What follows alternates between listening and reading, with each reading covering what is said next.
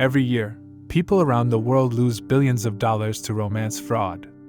In the United States alone, reported losses have run to well over $1 billion annually, and similar patterns appear in the United Kingdom, Canada, Australia, and across Europe and Asia.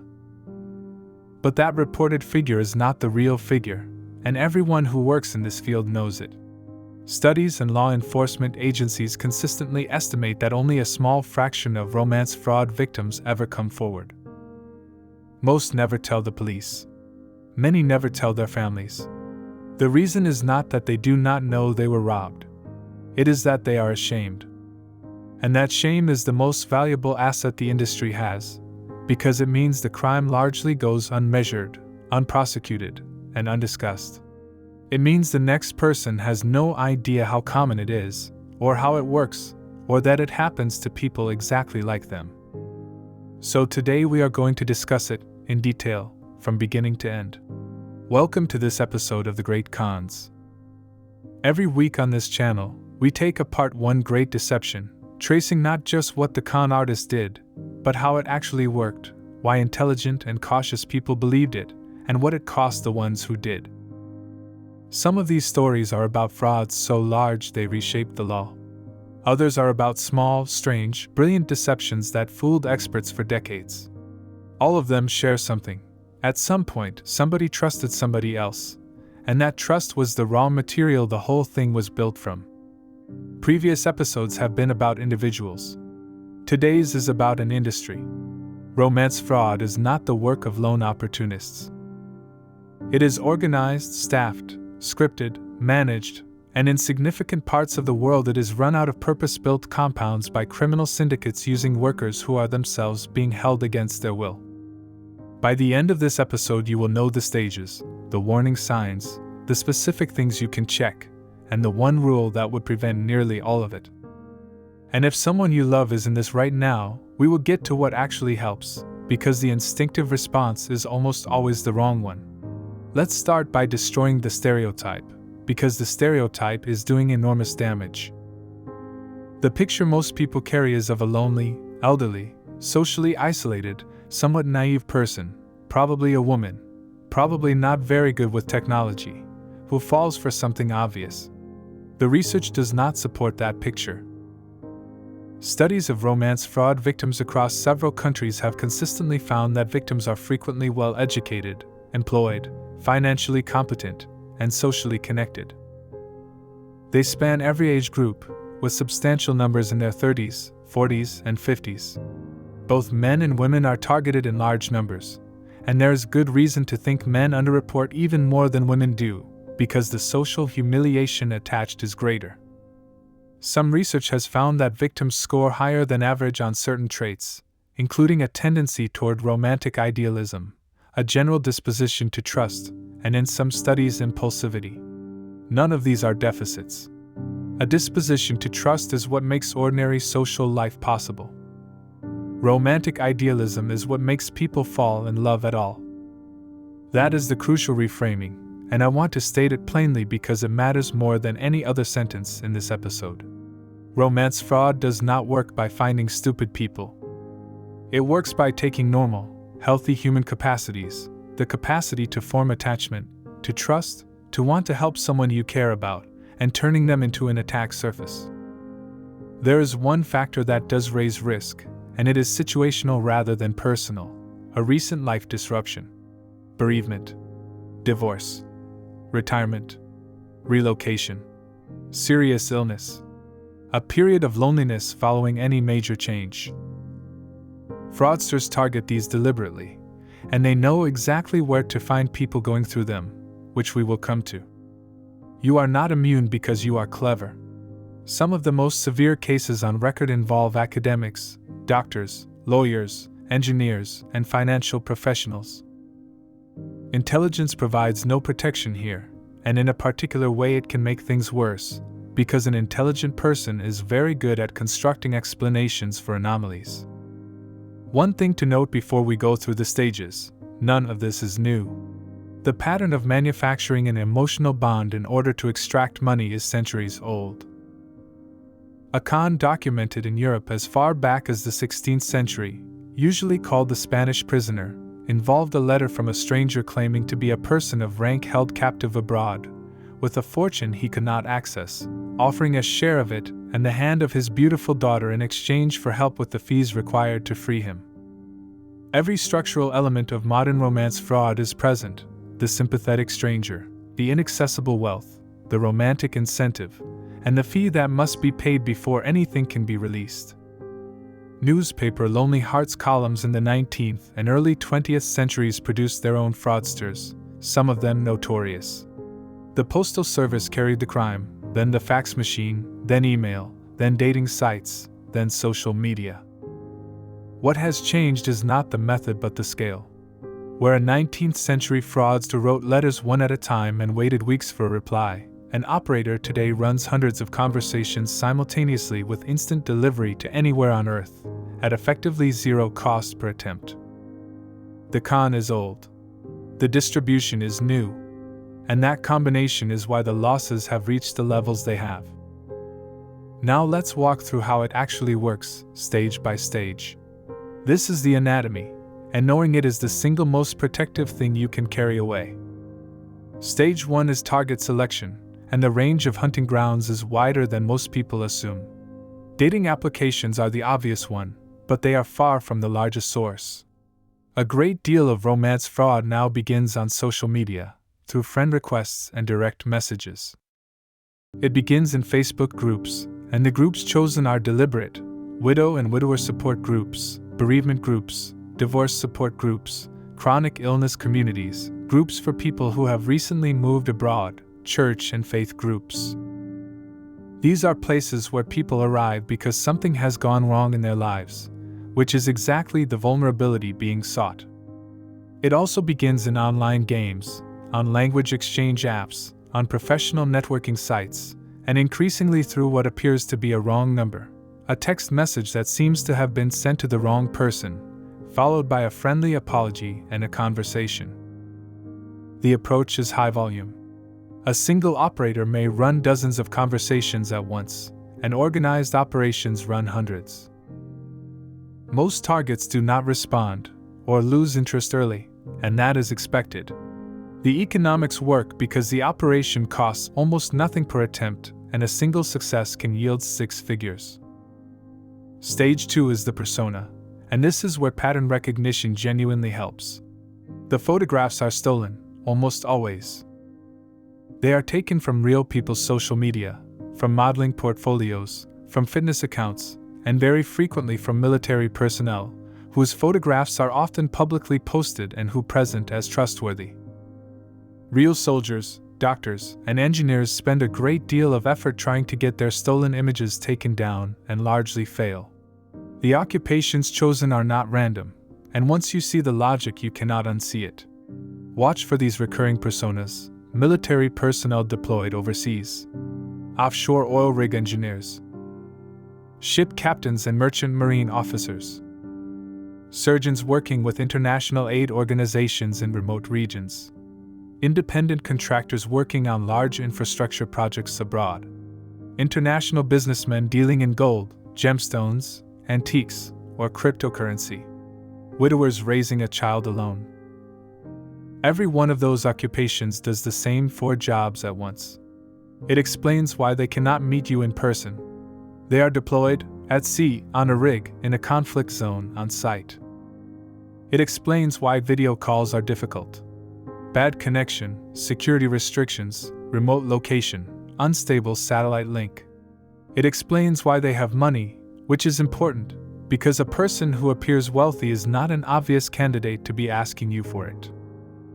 Almost every one of these personas is presented as being wealthier than the target. And critically, it preloads the crisis. Each of these jobs comes with plausible emergencies attached: equipment seized at customs, a contract payment frozen, a medical emergency in a country with no health service, a shipment held by officials, an accident on site, a legal problem in a foreign jurisdiction. The persona is not decoration. It is the machinery of the entire fraud, installed at the beginning. Stage 3 is grooming, and this is the part that people who have not experienced it find hardest to understand.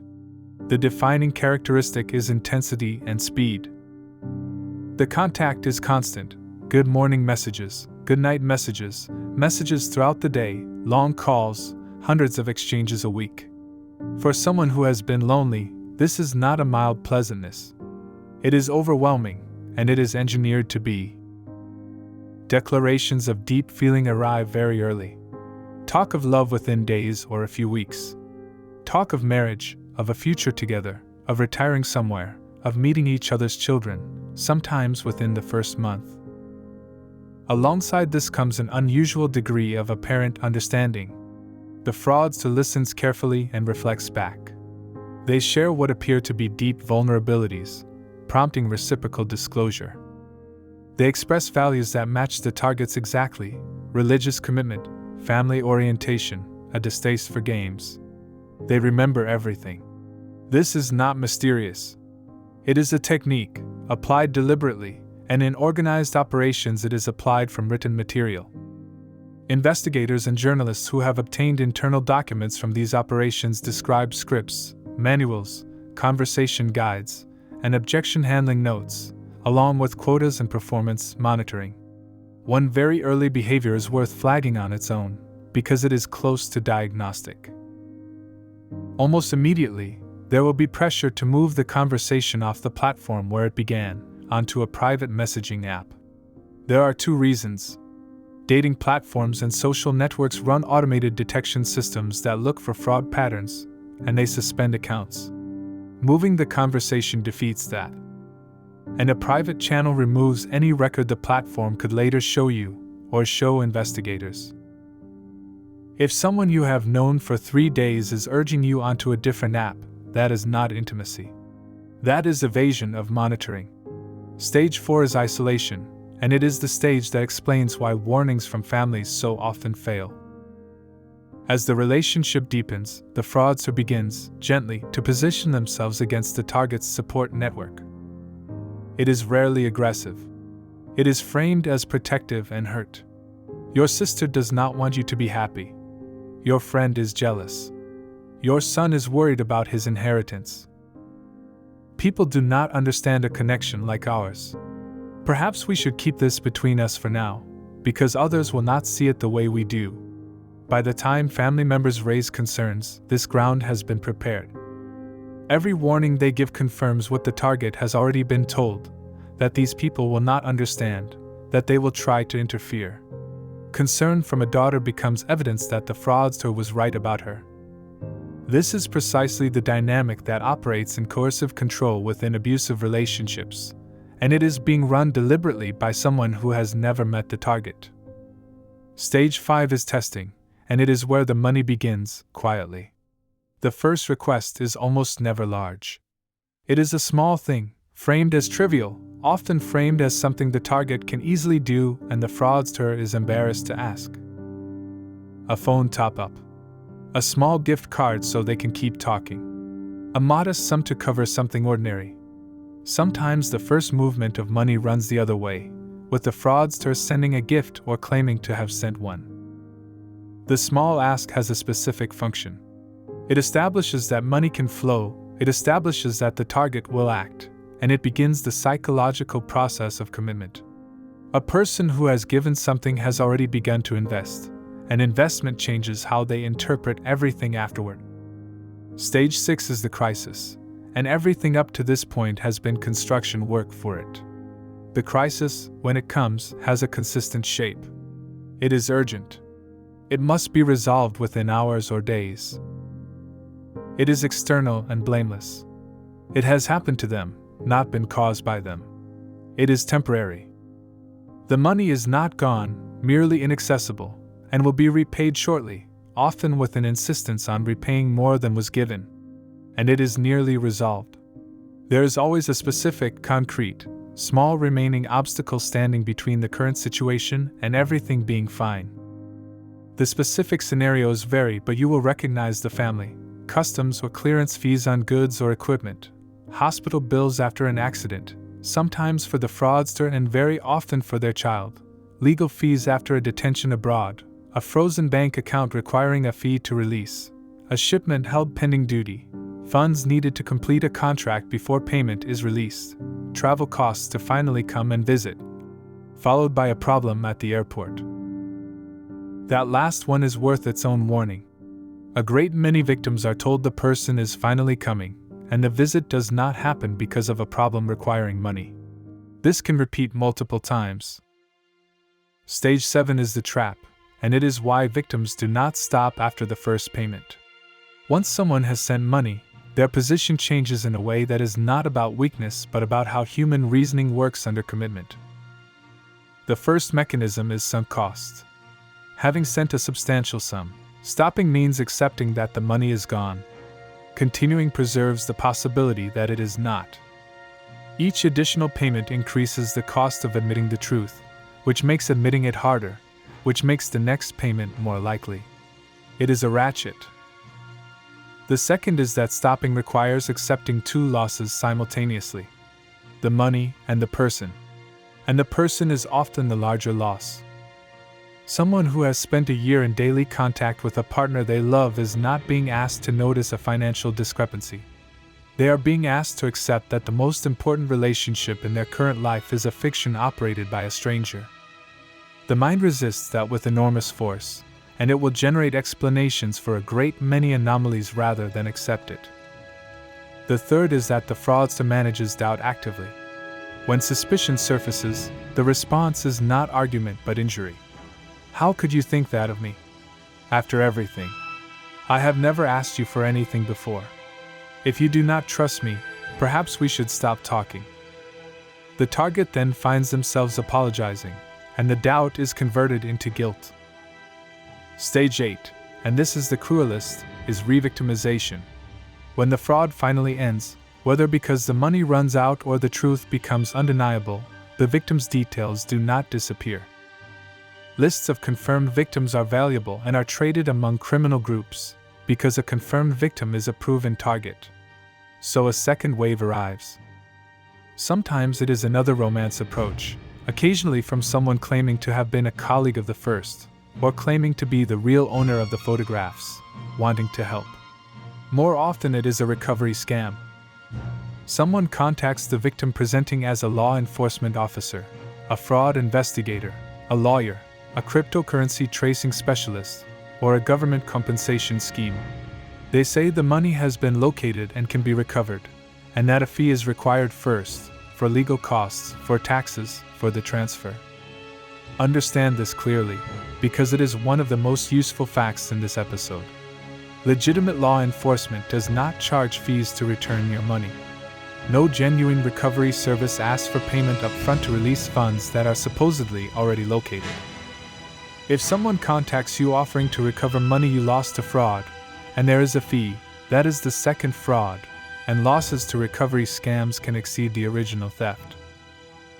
Now let's look at the variant that has grown fastest and is now responsible for some of the largest losses anywhere in the world. It is often called pig butchering, a translation of the Chinese term sha zhu pan, and the metaphor is deliberately brutal. The target is fattened before slaughter. The distinguishing feature is that there is no request for money. Not for a hospital bill, not for customs, not for a plane ticket. That absence is what makes it so effective, because the target is watching for the classic pattern and it never comes. Instead, the relationship develops in the usual way, over weeks or months, and at some point the fraudster mentions, casually and almost reluctantly, that they invest. An uncle in finance, a proprietary trading system, an arbitrage opportunity in cryptocurrency. They do not offer to involve the target.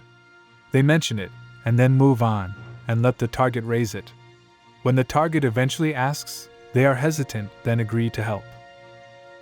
The target is guided to a platform, which looks entirely professional, with a functioning interface, live charts, account balances, and customer support. The platform is fake. Every number on it is generated.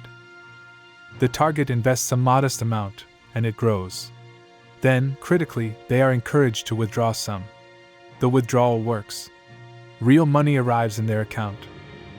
That single step is what makes this variant so devastating, because it converts a stranger's claim into personal verified experience.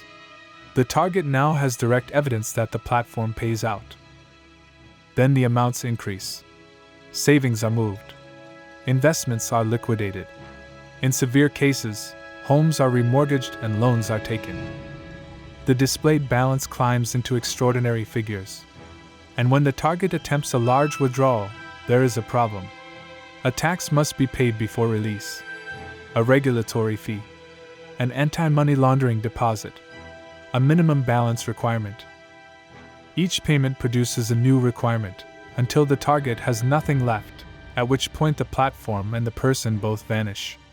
The losses in individual pig butchering cases are frequently in the hundreds of thousands, and cases in the millions are documented.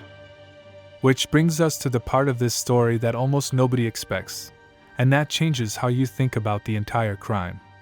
Who is actually on the other end?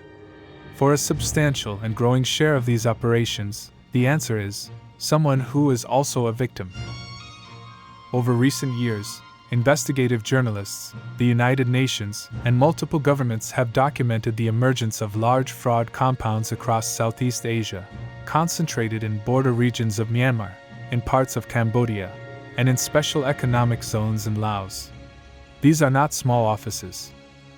They are complexes of buildings, some housing thousands of people, with dormitories, canteens, and floors of workstations, frequently ringed by walls and guards. They are largely operated by transnational criminal syndicates, many with Chinese language leadership, that moved into online fraud from the casino and gambling sector, accelerating sharply when pandemic restrictions disrupted their previous businesses. And a large proportion of the people working inside them were trafficked into place. The recruitment method is a job advertisement. Customer service, translation, marketing, data entry, in Thailand or another regional hub, with attractive pay for someone with English or Chinese or another language. The recruits are often young, educated, and multilingual, drawn from across Asia and, increasingly, from Africa, South America, and Eastern Europe. They travel for the job and are then moved across a border, sometimes without realizing it. Their passports are taken. They are told they must work to repay the cost of bringing them. They are placed on scripts, given targets, and monitored. Reporting from escapees, and from investigations by the United Nations Human Rights Office and by numerous news organizations, describes beatings, confinement, and sale between compounds for those who fail to meet quotas or attempt to leave. United Nations assessments have estimated that the number of people trafficked into these operations across the region runs into the hundreds of thousands.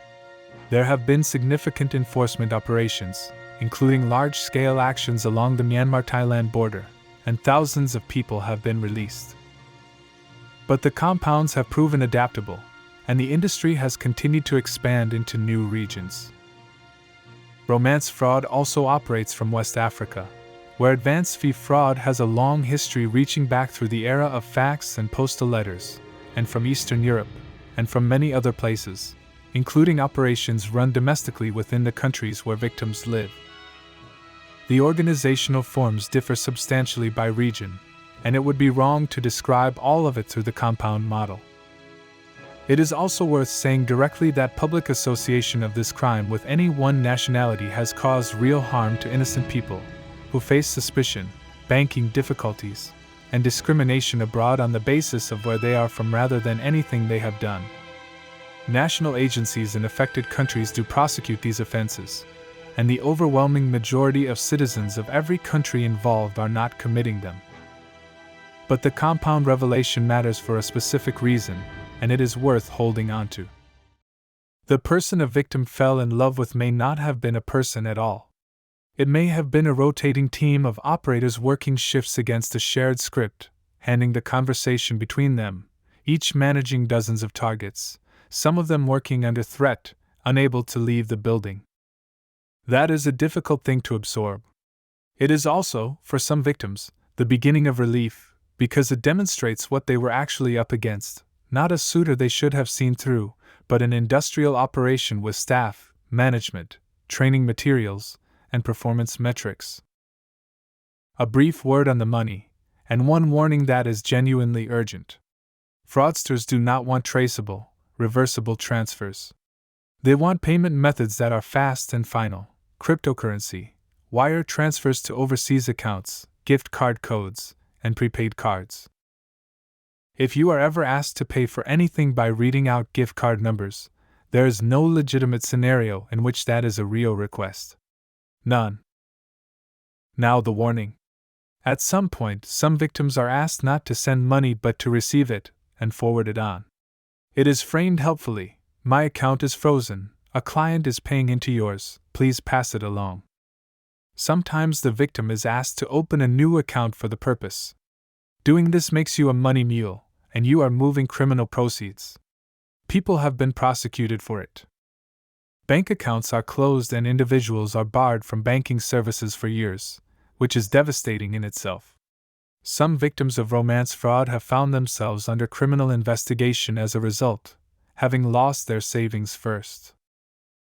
If anyone you have met online asks you to receive money and pass it on, stop and speak to your bank. That is not a favor. That is recruitment. Let's talk about the harm, because the financial figure is the smallest part of it. Financially, romance fraud has among the highest average losses per victim of any consumer fraud, and because the money is often savings, pensions, or borrowed against property, the damage is frequently permanent. People lose homes. People come out of retirement. People carry debt for the rest of their lives. Psychologically, it is worse. The victim has lost a relationship and has to grieve someone who never existed. Researchers sometimes describe this as a form of ambiguous loss, where there is no body, no funeral, no acknowledged relationship, and no social permission to mourn. You cannot tell colleagues your partner has gone, because there was no partner, and explaining requires disclosing the fraud. There is often a profound loss of self-trust. People describe no longer trusting their own judgment about anything, which affects work, friendships, and future relationships for years. And there is shame, reinforced constantly by a public culture that treats these victims as figures of fun. Every joke about someone falling for an online romance makes it less likely that the next victim tells anyone, which makes it more likely they keep paying.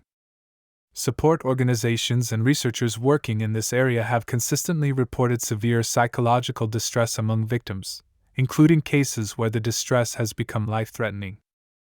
If you are the person going through this, please know that what happened to you was an organized criminal attack, that you are one of a very large number of people, and that talking to someone, whether a support organization, your doctor, or a person you trust, is worth doing. I will say more at the end about where the shame belongs, because it does not belong with you. Before we get to what you can actually do, there is a development that has changed this crime substantially in the last few years, and any advice that ignores it is already out of date. For a long time, one of the most reliable warning signs was language. Messages written in awkward English, without phrasing and grammatical errors inconsistent with a claimed background as a surgeon or an engineer, gave a great many operations away. Generations of advice told people to watch for it. That tell is largely gone. Widely available language tools now produce fluent, natural, well-structured text in any major language, instantly. An operator with limited English can now conduct a months-long relationship in flawless prose. Worse, those same tools can maintain consistency across dozens of simultaneous conversations, keeping track of details that a human juggling 40 targets would previously have confused. Photographs have changed too. Generated images of people who do not exist can be produced on demand, which defeats reverse image search, because there is no original to find. A stolen photograph has a source somewhere on the internet. A generated one does not. And the video call, which was for years the single most reliable test, has weakened. Real-time face swapping and synthetic video have become considerably more accessible, and there are documented cases, including large corporate frauds, where victims were deceived by video calls with people who were not real. Voice cloning has followed the same path, and it now takes only a short sample of someone's speech to produce convincing synthetic audio in their voice. I am not saying video calls are worthless. They still defeat a great many operations, and refusing one remains an enormous red flag. But you should now treat a successful video call as one piece of evidence among several, rather than as proof. What has not changed, and this is the reassuring part, is the money. Whatever technology is used to build the persona, the fraud still ends the same way: a request for funds from someone you have never met in person. The final step is the same as it was 50 years ago, and it is still where the rule bites. Now, the practical part. How do you check? Here is the one rule that would prevent the overwhelming majority of these cases, and I want to state it without qualification. Do not send money to anyone you have not met in person. No exceptions. Not for an emergency, not as a loan, not as an investment, not to help them travel to you, not to release a payment, not for a family member's hospital bill. If you have never been in the same room as this person, the answer is no. That rule feels harsh, and it costs you almost nothing, because a genuine person who has never met you will not be asking. Beyond that, here are checks worth knowing. Reverse image search their photographs. Save the images and run them through a reverse image search tool. If the same face appears attached to a different name, or on a modeling site, or on a stranger's social media, you have your answer in under a minute. Do not tell them you are doing it. Insist on a live video call unscheduled. Not a pre-recorded clip, not a photo, not a call they arrange for a specific time days ahead. Ask now, and ask them to do something specific and simple on camera. Refusal, repeated technical problems, and unexplained failures are the answer. Be aware that video is no longer complete protection, since manipulated and synthetic video has become far more accessible, so treat a successful video call as one piece of evidence rather than proof. Check the account's age and history. A profile created recently, with few photographs, few genuine interactions, and a friends list that does not look like a real person's life, is a warning. Ask specific, checkable questions about their claimed life, and notice whether answers are consistent over time. Notice the pace. Overwhelming intensity from someone who has never met you is a red flag, not a compliment. Notice any pressure to move to a private messaging app early. And notice the direction of the conversation over time. If it drifts, however gently, toward their financial situation, toward difficulties, toward investment, that drift is the operation running. Finally, tell one person. Choose someone whose judgment you respect, describe the situation honestly, and genuinely listen to their response. The isolation stage exists precisely to prevent this, and defeating it is enormously protective. If you find yourself reluctant to tell anyone, or if the person you are speaking to online has suggested keeping things private, treat that reluctance itself as information. Now, the section that I think is the most useful in this entire episode, because it is the one people search for at 3 a.m. What do you do if someone you love is in this right now? Start by understanding that your instinct is wrong. The instinct is to confront, to present the evidence forcefully, to say it is obviously a scam, to express disbelief that they cannot see it. That approach fails, reliably, and it makes things worse. It triggers defensiveness, it confirms exactly what the fraudster has been saying about family members interfering, and it pushes the person toward the only relationship in which they feel understood. Families have destroyed their relationships with the victim this way and been shut out entirely, leaving the fraudster as the only voice remaining. What tends to work better is slower and harder. Stay in the relationship. Your continued presence matters more than winning any single argument. Being shut out helps nobody. Ask questions instead of making assertions. Have you managed to video call? Has he been able to visit yet? What happened with the money he said he would send back? Questions let a person reach conclusions themselves, and conclusions people reach themselves survive. Conclusions imposed on them get defended against. Do not ridicule, ever, including to others. Contempt guarantees they will never confide in you. Introduce outside information gently rather than personally. Sharing a documentary, a news article, or an organization's guidance is easier to absorb than an accusation from a family member, because it is not a judgment about them. Focus on verifiable actions rather than the person's character. Rather than saying he is a fraud, suggest something concrete. Ask him to video call right now, while we are sitting here. The refusal does the work that your argument could not. Involve their bank if money is moving.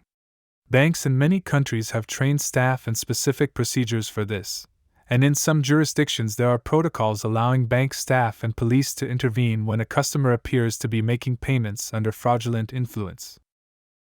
Bank staff have prevented very large losses this way. Contacting the bank is not a betrayal, and it may be the single most effective step available. Be ready for the aftermath. When the truth lands, the person will be dealing with grief, humiliation, and often financial catastrophe simultaneously. What they need at that moment is not to be told they were warned. They need someone to sit with them, help them report it, and treat them as a person who was targeted by professionals rather than as a fool. And if you are the one this happened to, here is the last thing I want to say. You were targeted by an organization. There were scripts. There were manuals. There were quotas and shift patterns and supervisors. There were people whose full-time occupation was building the specific persona that would work on you, using techniques refined against thousands of others before you. In some cases, those people were themselves being held in a compound and beaten for missing targets. You did not lose because you were foolish. You lost because you were attacked by an industry, and because you possessed the ordinary human capacity to trust and to love, which is the thing they were mining. Report it. To your national fraud reporting body, to your bank, to the platform where it began. Reporting rates are low, which is exactly why the crime remains so profitable and so poorly policed. The single most useful thing any individual victim can do is to become one of the numbers, because the numbers are what drive enforcement priorities and funding. And tell someone. The shame belongs to the people who did it. It has never once belonged to you. This episode is the first of several we will be doing on this subject, because romance fraud is one branch of something much larger. Coming up on The Great Cons, we will take apart the scam compounds of Southeast Asia and the trafficking industry behind them. We will trace the extraordinary history of advance fee fraud, which did not begin with email and in fact runs back to a con documented in Europe centuries ago. We will look at investment and cryptocurrency fraud, at tech support scams and the people who fight back against them, and at the recovery fraud industry that preys on people who have already been robbed once. If this was worth your time, please give it a like and subscribe so you don't miss the rest. And if you know someone who is currently talking to a person they have never met, who lives overseas, who cannot video call, and who has recently mentioned a problem, send them this video. That is not an insult to them. It might be the most useful thing you do this year. Thank you for watching.